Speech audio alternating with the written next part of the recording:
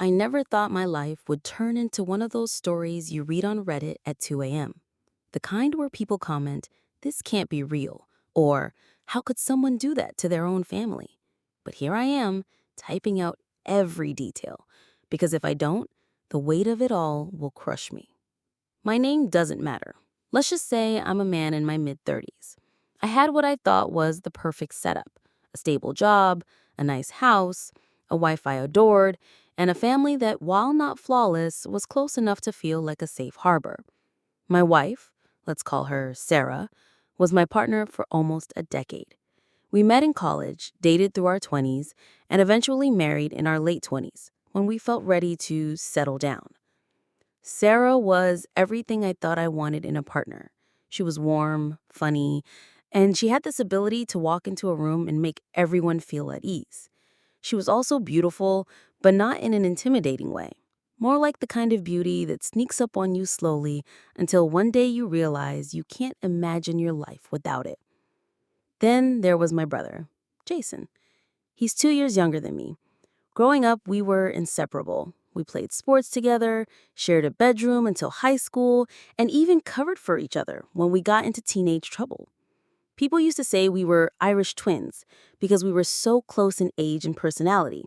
Sure, we had our sibling rivalries, but I always thought of Jason as my best friend as well as my brother. When Sarah came into the picture, she got along with Jason almost instantly. He made her laugh, and she liked that he didn't treat her like some outsider, but as part of the family. In the beginning, I loved it. My girlfriend and my brother getting along? Perfect. That meant less stress for me, more harmony all around. But looking back, maybe that's where I was blind. At first, it was harmless stuff. Jason would stop by unannounced to hang out, even when I wasn't home. Sarah would mention how funny he was, or how Jason's so good with fixing things around the house. I brushed it off as family closeness. After all, I trusted both of them. Why wouldn't I? But slowly, I began to notice small things. Like the way Sarah's laugh changed when Jason was around. She laughed harder, longer, at jokes that weren't even that funny. Or the way Jason's eyes lingered a little too long when she wore something nice. At family dinners, they'd sometimes share looks across the table. Small, almost invisible, but noticeable if you were paying attention. One night, after a barbecue at my parents' place, I found Sarah and Jason sitting on the porch whispering about something. When I walked over, they both went quiet. Sarah said they were talking about football, but neither of them even liked football. Still, I pushed it away. They're family. Stop being paranoid. But then it became more obvious. Jason started volunteering to help Sarah with errands. He'd drive her to the grocery store when I was working late. He'd fix things around the house while I was at the office. Once I came home early to find him painting the spare room with her. When I asked why he was there, Sarah smiled and said, "He offered to help since you're so busy." I remember feeling a twinge of something, not quite jealousy, but unease. Like there was a line being crossed, even if I couldn't prove it. And then there were the comments. My mom once joked Sarah and Jason could be siblings-in-law even if you weren't around. They get along so well. Everyone laughed. I laughed too, but it felt like swallowing glass. At night, lying in bed next to Sarah, I started noticing her texting more often. Sometimes she'd turn her phone screen away from me. If I asked who she was messaging, she'd shrug and say, "Just your brother. He's asking about the game." Or, "We're talking about what to get your mom for her birthday." I wanted to believe her. Jason was my brother. Sarah was my wife. If I couldn't trust them, who could I? But the seed of doubt had been planted. The worst part was the kids. We don't have kids of our own yet, something Sarah often said she wanted to wait on, but my nieces and nephews adored her, and she'd often babysit them. Jason would join sometimes, and the two of them together looked so comfortable, almost like co-parents. One night, after a long day, I came home to find Jason and Sarah cooking dinner together in my kitchen. Jason was chopping vegetables, Sarah was stirring a pot, music playing softly. For a second, it looked so domestic, so much like the life I thought I should be living with her, that it made my chest ache. They greeted me like nothing was strange. like it was perfectly normal for my wife and my brother to be building a life together right under my nose. That was the first time I truly felt something was wrong. I couldn't prove anything yet. Maybe I was just being insecure. But the looks, the laughter, the secrecy, it all built into a quiet storm inside me. And I knew, deep down, that storm was going to break sooner or later. Suspicion is like a slow poison. It doesn't kill you outright. It seeps into your veins, drop by drop, until you can't tell if the ache in your chest is real or just something you're imagining. That's what life started to feel like after those first little red flags. At first, I tried to shake it off. I told myself, "You're paranoid. Sarah loves you. Jason's your brother. Don't ruin a good thing by overthinking." But the harder I tried to ignore it, the more the little things piled up until I couldn't push them aside anymore. It started with the phone. Sarah was never secretive about her phone before. She used to leave it on the coffee table, face up, buzzing with notifications. Sometimes she'd even ask me to reply to texts for her if her hands were full.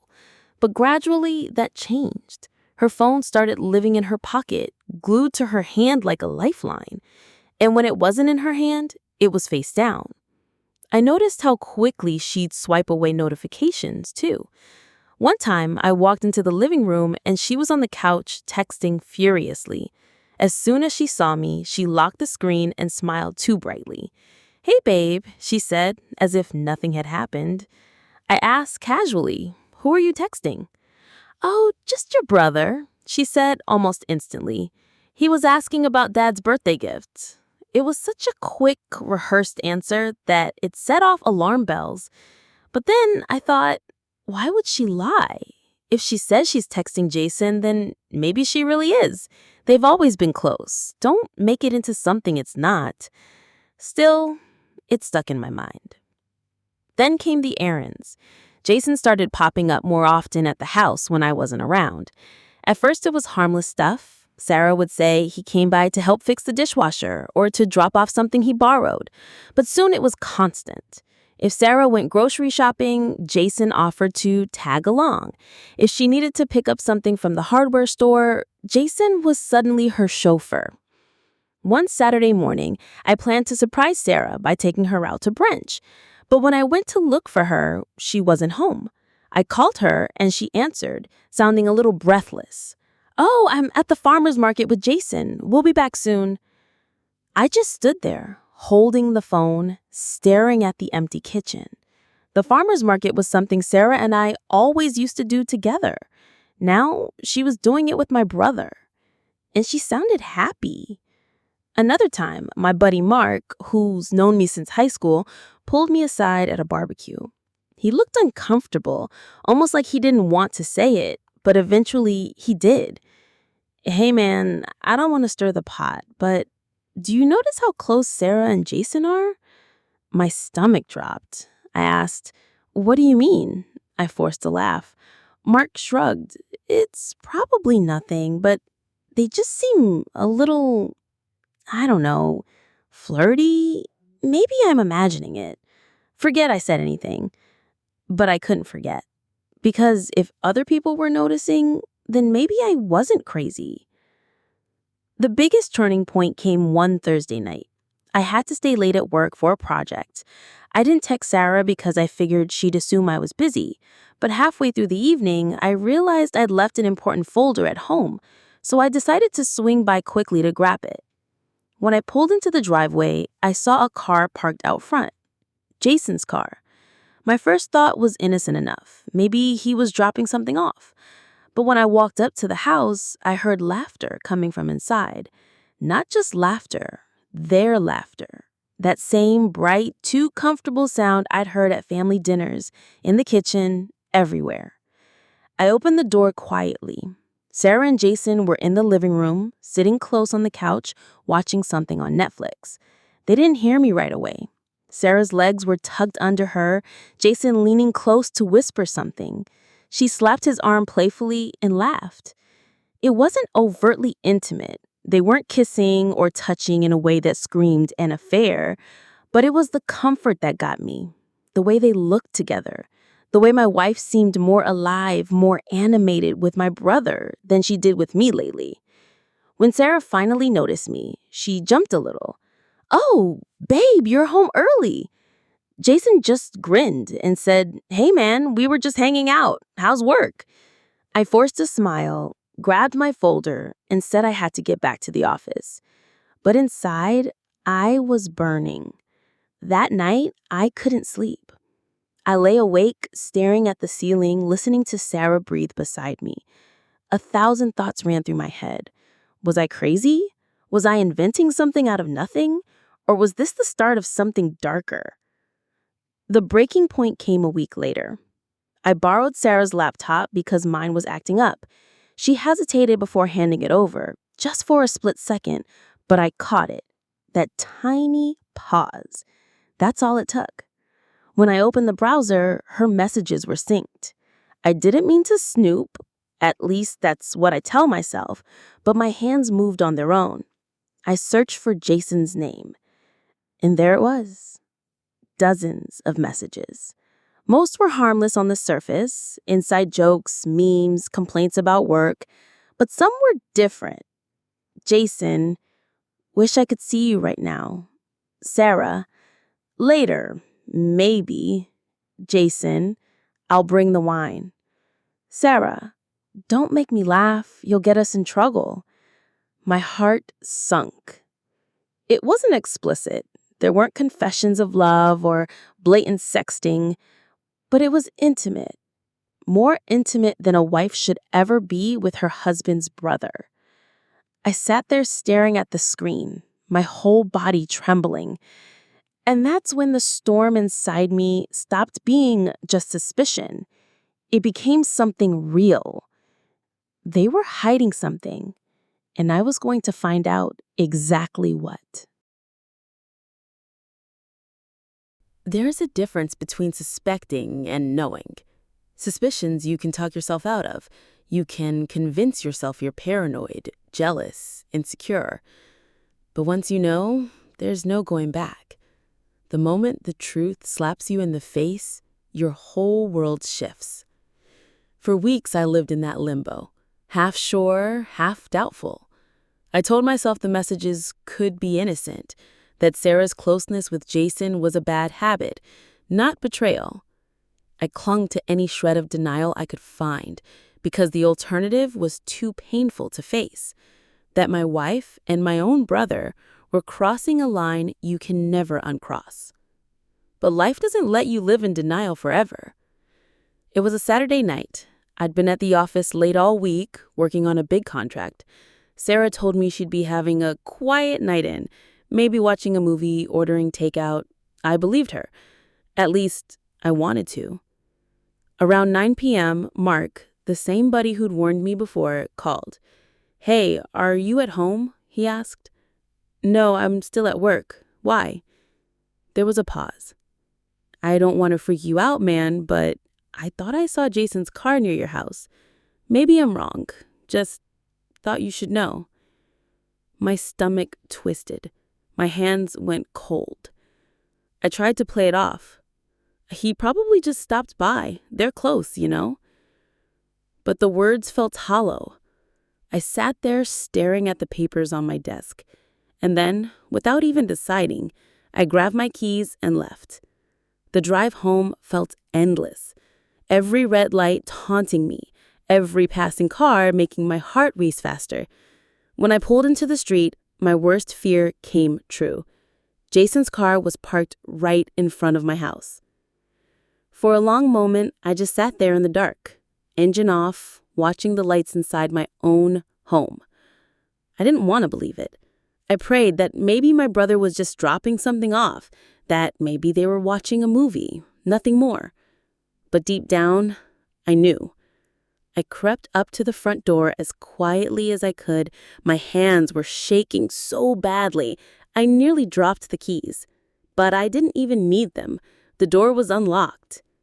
Inside, I heard laughter, the sound of clinking glasses, and then silence, followed by a sound that made my chest cave in. Sarah's soft giggle, the one she used to give me when we were first dating. I don't remember making the choice. I just pushed the door open, and there it was. Jason and Sarah were on the couch, not sitting apart like friends, not even with the fake innocence I'd seen before. They were wrapped around each other, lips locked, his hands on her waist, her fingers tangled in his hair. My brother, my wife, in my house. For a second, the world just stopped. I couldn't breathe, I couldn't think. All I could do was stare frozen as the two people I trusted most in this world betrayed me right in front of my eyes. They didn't notice me at first. That almost made it worse. The way they were so comfortable, so used to it that they didn't even check if someone might walk in. How many times had this happened already? How long had I been played for a fool? When Sarah finally opened her eyes and saw me, she gasped, pushing Jason away. Oh my God. Jason's face went pale. Bro, don't. I snapped. My voice didn't even sound like mine. It was low, cold, shaking with rage I'd never felt before. For a long moment, none of us moved. Sarah scrambled for words. It's not what it looks like. I laughed, a harsh, bitter sound. Not what it looks like. You were kissing my brother in our living room, in my house. How much clearer could it be? Jason tried to step forward. Listen, Shut up. I cut him off. My hands were fists at my sides, nails digging into my palms. You were my brother, my best friend, and this is what you do? He looked down, shame written all over his face. But shame wasn't enough. Nothing would ever be enough. Sarah started crying, reaching toward me. Please, I'm so sorry. It was a mistake. It just happened. A mistake? A mistake doesn't happen over and over again. A mistake isn't secret text, errands, dinners. A mistake isn't this. Don't insult me. She broke down, sobbing. I love you. I didn't mean to hurt you. But I couldn't listen. I couldn't look at her, at him, at the life I thought I had. I felt like I was suffocating. I turned and walked out. I don't even remember slamming the door, but the echo followed me down the street. I drove. I didn't know where, just away. My hands were white-knuckled on the steering wheel, my vision blurry. Part of me wanted to scream, part of me wanted to pull over and throw up. All I could think was, it's real. It's really happening. My wife and my brother. That night, I slept in my car by the river. Or maybe I just sat there with my eyes closed, replaying the scene over and over until I thought I'd go insane. And in the morning, when the sun rose, I knew one thing for sure. Life, as I knew it, was over. The morning after I caught them, I sat in my car staring at the water, numb. I thought maybe the sun coming up would make things feel less heavy, less surreal. It didn't. It only made the reality sharper. I couldn't avoid them forever. Eventually, I drove back home. My stomach churned as I pulled into the driveway and saw Jason's car was gone. Sarah's was still there. Walking inside felt like entering enemy territory. Sarah was waiting in the kitchen, eyes red, face pale. She looked like she hadn't slept either. Can we talk? She asked softly. I dropped my keys on the counter with a sharp cling. Talk? After last night, you think there's anything left to say? Tears welled in her eyes. Please, just listen. It wasn't what you think. I laughed bitterly. Stop saying that. I saw you, Sarah. My own eyes don't lie. She crumbled then, hands over her face, sobbing. I don't know how it happened. One thing led to another. I swear I didn't plan for it. I love you. I do. Please, we can fix this. Fix this? My voice cracked. You didn't just cheat on me. You chose him, my brother. Do you have any idea what that does to me, to my family? You destroyed everything. She tried to come closer, but I stepped back. I couldn't stand the smell of her perfume, the sight of her hands. Hands that had been on him hours earlier. Was it just once? I demanded. Silence. Her shoulders shook. Sarah, was it just once? Finally, in a whisper, no. That single word shattered the tiny piece of denial I had left. How long? I asked, though I wasn't sure I wanted to know. Her voice cracked. A few months. I closed my eyes, pain stabbing through me like knives. Months. All those nights she was working late, all those errands with Jason, the farmer's market, the laughing on the couch. It hadn't been my imagination. It had been real all along. I left her standing there and went straight to my parents' house. Jason was there, of course he was, sitting on the porch like a coward waiting for judgment. When he saw me, he stood. Bro, I didn't let him finish. I stepped right up to him, fists clenched, but I didn't swing. I wanted to. God, I wanted to break his jaw. But I didn't. I just stared at him with all the rage boiling inside me. You were my brother, my best friend, and you chose to betray me with my wife. I hope you realize what you've done, because you didn't just ruin my marriage, you ruined this family. His face was pale. I never meant to. Don't. Don't you dare feed me that line. You don't trip and fall into someone's bed for months. You chose this. Over and over again. My parents came outside, alarmed by the yelling. My mother looked from me to Jason, confusion turning into horror as realization dawned. The rest of the day was chaos. Tears, shouting, my mother begging me not to hate my brother, my father silent, furious in a way I'd never seen before. Jason couldn't even look at me. By evening, I packed a bag and left.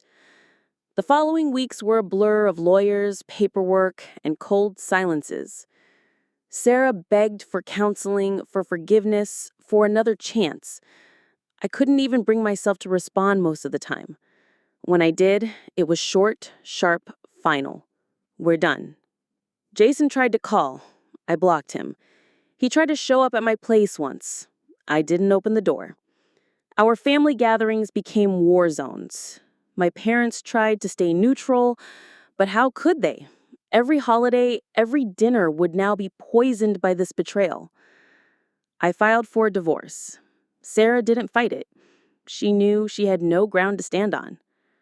The day it was finalized, I sat in the courthouse parking lot staring at the papers. I thought I'd feel relief or maybe closure. Instead, I just felt empty. Months have passed since then, and the emptiness has slowly started to fade. Therapy helped, friends helped, even Reddit helped.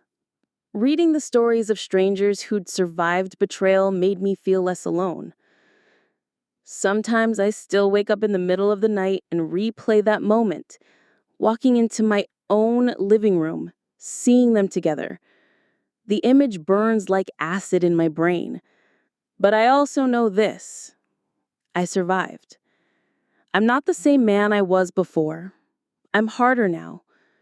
More cautious, maybe more cynical. But I also know my worth. I know that betrayal says more about the betrayer than the betrayed. And if anyone out there is reading this, sitting in the same fog of doubt I once was, wondering if they're crazy for suspecting, listen to me. You're not crazy. Trust your gut. Because sometimes the knife doesn't come from strangers. Sometimes it comes from the people closest to you, the ones who were supposed to protect your heart, not shatter it. And if you ever find yourself standing in the ruins of that betrayal, remember, you can rebuild. It won't be easy, it won't be quick, but you can. I did. And though I'll carry these scars forever, I'd rather have scars than live blind in someone else's lies.